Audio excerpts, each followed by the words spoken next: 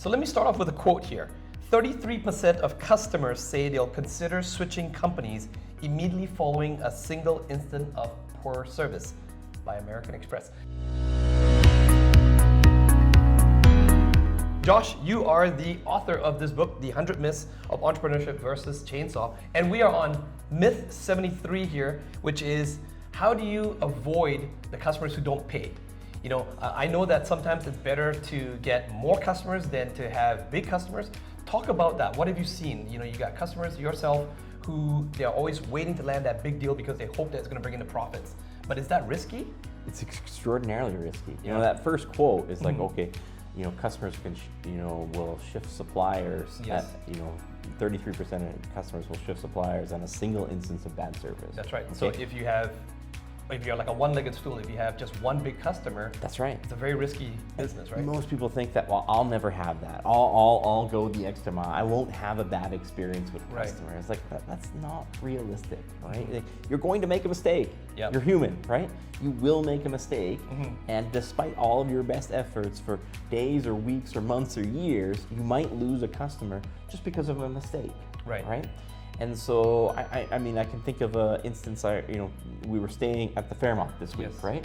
And the Fairmont, 5-star hotel, and they switched the to-go cups in the rooms to these biodegradable, environmental friendly. They're trying, right? Yes. They're trying to reduce their environmental impact, right? But you know what happens when you pour hot liquid into these flimsy biodegradable things? The hot liquid, breaks the cup, goes on people's hands, burns their hands, goes on the carpet, right? Really? Like things like that, right? And this happened to us in our room, right? They switched out the cups, right?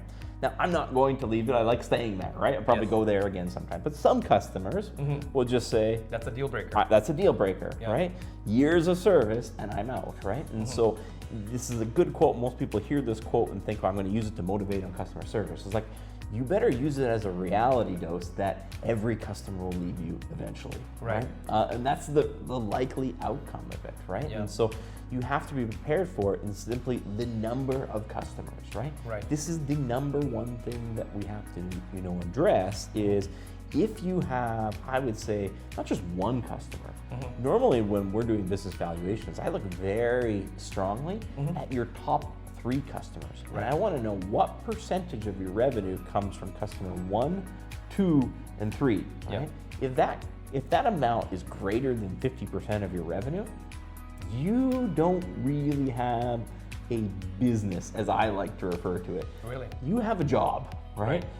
You don't have a business. You are just a freelancer to 1 or 2 or 3 people, right? That's right. Yeah, they can cut off your cash flow at any moment. That's right, and then you can't pay the rent for your space. You can't pay your key employees. You can't reinvest into marketing, so basically you have this doom loop of having to put up with difficult customers, right? And so, people think that relationships are solid, right? And in a way, it might be people who think that they're normally good people, right? And they think that all relationships are solid. And I tell people, well, 50% of all marriages end in divorce. And you think you're not going to lose a customer by the term of your business, and your business is built on this one customer, right? We've literally had businesses, they're going along just fine, right? They have this one key relationship. And then what happens is that business itself goes out of business, especially in a B2B transaction, right? You have to remember 96% of all businesses go out of business. That's right. And we're talking big public companies go out of business, right? And so you a lot of times in this B2B relationship, it's a big customer like, oh, they're a $10 million business and they're a $100 million business. It's like, I don't care if they're a $1 billion business. They go out of business. Like this is what happens sometimes. So if you have a business that's built on the business of one other business, right? The odds of you succeeding is no longer now just 4%, it's 4% of 4%, right? So you're depending on that business to succeed in order for you to. That's right, right? And then, people don't realize all of the things that can go wrong. It's not just an instance of bad service that you can't get out of. We have, where there might be a key person within that organization, right? then they retire. Yeah, or they pass away or something happens to them. Correct, right? Yeah. Like it's just you've been dealing with that person the whole time, and all of a sudden they're retired. Yeah. You know, they reach the age of 65. The new guy comes in, and they want to do it differently, Yeah. right? They sell the business to someone else, and they look at all these key contracts, and I'm like, I'm bringing this one in house, or I'm going to use my brother-in-law over here to do this key component. Yeah. And you've done nothing wrong for Yeah. years, and all of a sudden, you know, you're out looking for another contract, right? And so you have to really realize the size of your contracts. You can't stop the work. We're talking about not getting paid, right? Yeah. So when you only have 3 customers, it's like, well, if I stop working, Yep. then they can't pay me, and I definitely can't pay my bills. Yep. But if I keep working, they might pay me, and I might be able to pay my bills.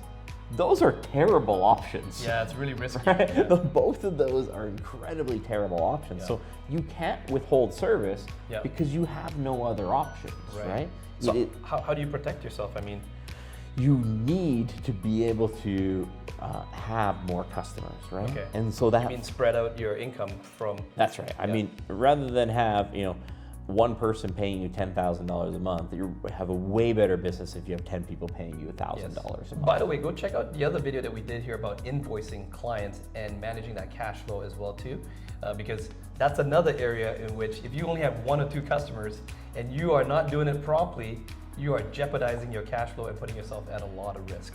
So Josh, how would you then mitigate this risk and protect against people not paying you? So, I mean, sometimes you have to evaluate the appropriateness of that big customer. Yep. Okay, so everyone's like, if I get this big customer, it's like, okay, if you get this big customer, will that big customer consume you? Yeah. Okay. Sometimes having a bigger customer takes more time, more resources. That's right. You know, it may be good for profits, but it may just consume all your time and resources. Profits in the short term, or can I take on this big customer, and can I also do my marketing, both the time and the money that I need to invest in marketing? Will I have enough of it if I take on this big customer? If taking on this big customer means that it completely removes your ability to pursue all other customers, don't do it. Like I wouldn't do it, right? Yeah. And some people might think that's crazy, but you know, this is about mitigating the risk of the business. This is why 96% of the business fail, because they take those risks that are, you know, not prudent, right? Yes. They take risks that are, you really shouldn't take them, right? And so if you start flipping the script on what normally people do wrong, right? Normally you can get a much better outcome, right? So we really have to understand, do we still have the time to pursue other business if I take on this one? Yes. If this takes up all of my time and resources, I wouldn't do it, right? Because I don't have a business, I have a job now, right? Then the other part of it is, can I afford it if this one customer doesn't pay me? So if I take on this one customer and I hire these people, I buy these materials, I rent out this space, if they don't pay me, am I still okay financially? Right. If the answer to that is no, don't take on the customer, right? And this is where it gets hard, because It's such the money juicy is deal, right there, it's on the table, right? But it's not just you grab the money. The minute you grab the money, bang, the handcuffs goes on. Right. You have the money in your hand, but the handcuffs are on. You can't get out. Yep. You can't go get another customer, right? If they don't pay you, you're under, right? Yep. So you can't withhold work if they start paying you late or changing the scope of the agreement, right? Yep. So you really have to determine, not all big customers are better. In fact, I would much prefer a business with smaller customers. Right. It's one of the key valuation metrics that we look at. You've actually told me many times you prefer to have like 10 customers who are smaller than, like 10 $1,000 per month clients rather than one $10,000 a month. This is a standard like due diligence question. And I don't mean like late stage due diligence. I mean early stage due diligence on buying a customer. Just when you're trying to get to know them casually. It's like, what's your sales and what percentage of that sales comes from your top 3 customers? Right. I mean, it's like so early on in the process, because a business that has 10% of its sales in their top 3 customers versus a business that has 80% of their sales in the top, it's worth a much different multiple, right? The valuation will be much bigger for the one that's has fewer amounts of the resources tied up into one customer. Correct. So Josh, what would you give as advice for the business owners who are watching this? By the way, if you do comment in the comments below, Josh and myself do take the time to answer those questions, and if you ask a great question, we may just shoot it in the next video. Josh, what's some action steps for the business owners right now? If they want to protect themselves from customers that don't pay, and you're saying spread out the risks, right? Don't take on those big customers, and what else? I mean, that would be kind of the main one. We have to make sure we bill early, bill often, take deposits, send receipts, not invoices. That's right. Which we talk in the invoicing video.